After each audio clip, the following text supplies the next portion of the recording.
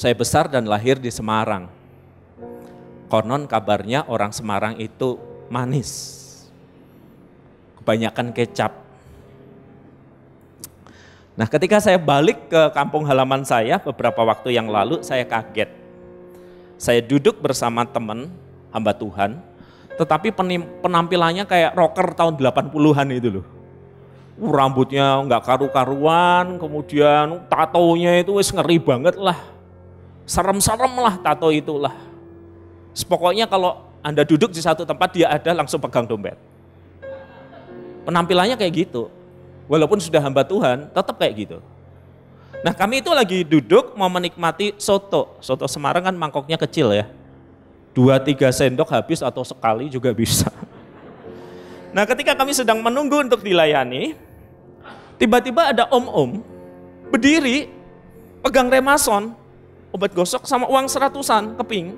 Lalu bertanya, Bapak mau dipijit atau keroan? Dia tanya ke teman saya juga, mau pijit atau keroan? Oh, saya baru tahu di Semarang selain makan soto juga ada bonus keroan atau pijit. Saya bilang enggak. Pagi itu siapa yang butuh keroan atau pijit? Kalau butuh keroan dan pijit ngapain ada di situ? Tapi itu rekan saya tuh yang wajahnya kayak gitu tuh, tiba-tiba bertanya ke bapak ini. Sudah sarapan? Dia menggeleng. Punya anak istri? Dia mengangguk. Anak istri sudah makan? Dia menggeleng.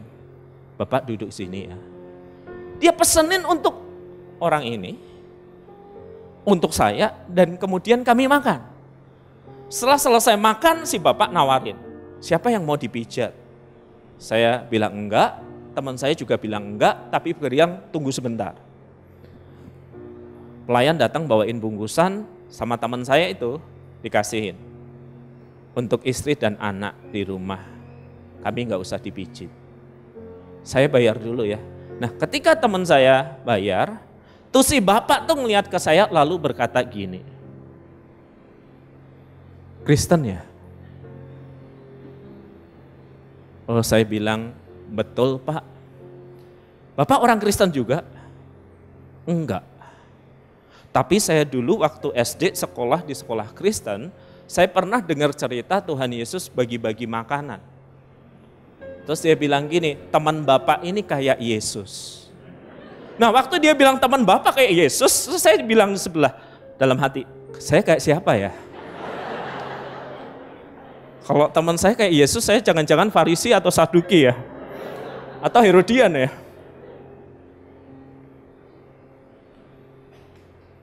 Kemudian dia pergi, teman saya nyetir di mobil. Saya ngeliatin dia terus. Dia tahu saya ngeliatin, dia nengok. Jangan lama-lama bro, nanti jatuh cinta. Lalu saya ceritakan kisah tadi. Orang tadi bilang loh, kamu kayak Yesus. Dalam hati saya bilang mungkin saya kayak Farisi atau Saduki atau Herodian. Tahu-tahu teman saya minggirin mobilnya, nangis. Wajah segahar itu, hati semelas itu. Nangis. Setelah dia tenang, saya bilang kenapa? Dia bilang kamu tahu masa laluku begitu buruk. Ketika aku bertobat, hanya satu hal yang aku pengen orang katakan tentang hidupku. Apa bro? Yesus sungguh hidup di dalam hidupku yang hancur berantakan ini.